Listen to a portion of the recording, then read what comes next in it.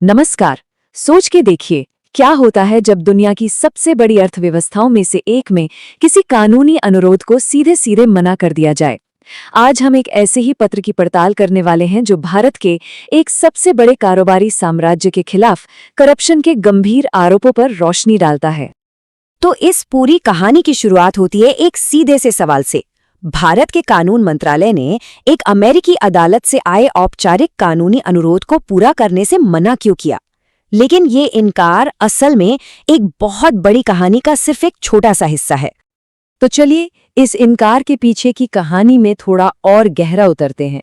ये एक ऐसा पल था जो अमेरिकी और भारतीय अधिकारियों के बीच के तनाव को साफ दिखाता है और कई बड़े सवालों के दरवाजे खोलता है। तो यहाँ देखिए कि हुआ क्या।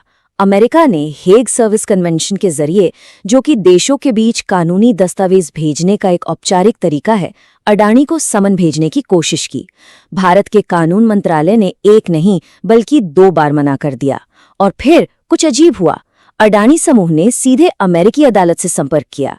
ये एक ऐसा कदम है जो अपने आप में कई सवाल खड़े करता है। बड़ी दिलचस्प बात यह है कि भारत की इनकार की जो वजह बताई गई वो पूरी तरह से टेक्निकल थी।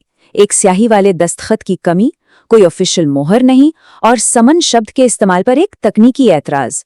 तो सवाल ये उठता है कि क्या ये सच में सिर्फ टेक्निकल कारण थे या पर्दे के पीछे कुछ और ही चल रहा था?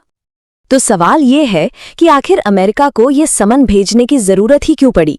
चलिए अब सीधे अमेरिकी अभियोग के केंद्र में चलते हैं और उन आरोपों को समझते हैं जिन्होंने इस पूरे अंतर्राष्ट्रीय कानूनी ड्रामे को जन्म दिया। देखिए, इसे ठीक से समझने के लिए हमें अमेरिका की 2 एजेंसियों के बीच का फर्क जानना होगा। एक है SEC जो सिविल यानी दीवानी मामलों को देखती है, जैसे निवेशकों को गलत जानकारी देना, और दूसरी है न्याय विभाग जो भ्रष्टाचार जैसे क्रिमिनल केस पर मुकदमा चलाती है। इस केस में ये दोनों शामिल हैं।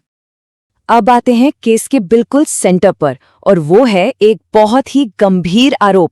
भारत में बड़े बड़े सोलर एनर्जी कॉन्ट्रैक्ट्स हासिल करने के लिए रिश्वत देने की एक पूरी योजना। ये सिर्फ एक कंपनी की बात नहीं है, ये एक पूरे उद्योग पर असर डाल सकता है। तो चलिए अब इस कथित रिश्वतखोरी की स्कीम को थोड़ा और डिटेल में देखते हैं। जैसा कि अमेरिकी अभियोग में बताया गया है, ये एक जटिल जाल है जिसमें बहुत बड़ी रकम और बेहद सावधानी से की गई प्लानिंग शामिल है। सबसे पहले तो इस रिश्वत का पैमाना ही देख लीजिए, हैरान करने वाला है। 2020 और 2024 के बीच $250 मिलियन यानी लगभग 2000 करोड़ रुपए से ज्यादा देने पर सहमति बनी। ये एक बहुत बड़ी रकम है जिसका भारत की अर्थव्यवस्था पर गहरा असर पड़ सकता है। तो सवाल ये है कि इतनी बड़ी रिश्वत आखिर क्यों? इसलिए क्योंकि दांव पर इससे भी कई ज्यादा लगा हुआ था। इन कॉन्ट्रैक्ट से 20 सालों में $2 बिलियन से भी ज्यादा का मुनाफा होने का अनुमान था। ये एक ऐसा लालच है जो किसी को भी कानून तोड़ने पर मजबूर कर सकता है। और ये सिर्फ पैसे के लेन देन तक सीमित नहीं था, बल्कि इसके पीछे एक पूरा प्रोसेस था, एक पूरा सिस्टम था। अमेरिकी अभियोग में पेमेंट को मैनेज करने और छिपाने के लिए एक बड़े सिस्टम का जिक्र है, जिसमें पर्सनल मीटिंग्स, इनक्रिप्टेड मैसेजेस और यहां तक कि पावर पॉइंट प्रेजेंटेशंस भी शामिल थे। पर यह मामला सिर्फ अमेरिका की अदालत तक सीमित नहीं है। इन आरोपों का सीधा असर भारत के लोगों पर पड़ सकता है। चलिए देखते हैं कि दांव पर क्या क्या लगा है। सोचिए, अगर ये आरोप सच साबित होते हैं तो इसकी आंच पूरे भारत की इकोनॉमी में महसूस की जाएगी। पर सबसे ज्यादा असर किस पर होगा? तो देखिए, 2 तरह के लोग हैं जो सबसे ज्यादा जोखिम में हैं। पहले वो भारतीय निवेशक जिन्होंने अपनी मेहनत की कमाई इन कंपनियों में लगाई है, और दूसरे आंध्र प्रदेश में लाखों आम बिजली उपभोक्ता। ये पत्र एक बहुत ही अहम सवाल उठाता है। जब बिजली कंपनियों पर महंगी सोलर बिजली खरीदने का दबाव डाला जाता है तो आखिर में इसकी कीमत कौन चुकाता है? और इसका जवाब जितना सीधा है उतना ही परेशान करने वाला भी है। लाखों घरेलू उपभोक्ता। मतलब इसका आर्थिक बोझ सीधे आम जनता पर पड़ता है और उनके बिजली के बिल बढ़ जाते हैं। तो अब जबकि हमने प्रॉब्लम को समझ लिया है, तो चलिए देखते हैं कि इस पत्र के आखिरी हिस्से में इसका समाधान क्या मांगा जा रहा है, यानी जवाबदेही की मांग। ये पत्र एक बहुत बड़ा सवाल खड़ा करता है। हमारी अपने एजेंसियां जैसे कि सीबीआई और सीबीसीआई इस मामले में खुद से जांच शुरू करने के लिए अपने अमेरिकी समकक्षों से संपर्क क्यों नहीं कर रही हैं? ये चुप्पी, ये निष्क्रियता चिंताजनक है। क्योंकि कभी-कभी कुछ न करना भी अपने आप में एक जुर्म हो सकता है।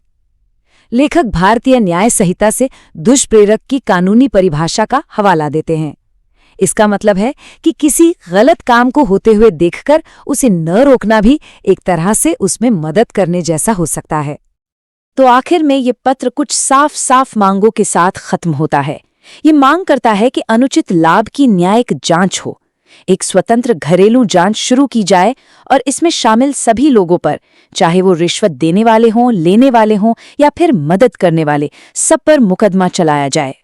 तो ये पूरा मामला हमें एक बहुत ही अहम सवाल के साथ छोड़ जाता है। जब आरोप सरहदों के पार जाते हैं तो जवाबदेही की शुरुआत आखिर होती कहाँ से है? क्या ये घरेलू एजेंसियों की जिम्मेदारी है या फिर अंतर्राष्ट्रीय सहयोग ही एकमात्र रास्ता है? इस सवाल का जवाब आने वाले वक्त के लिए एक मिसाल कायम करेगा।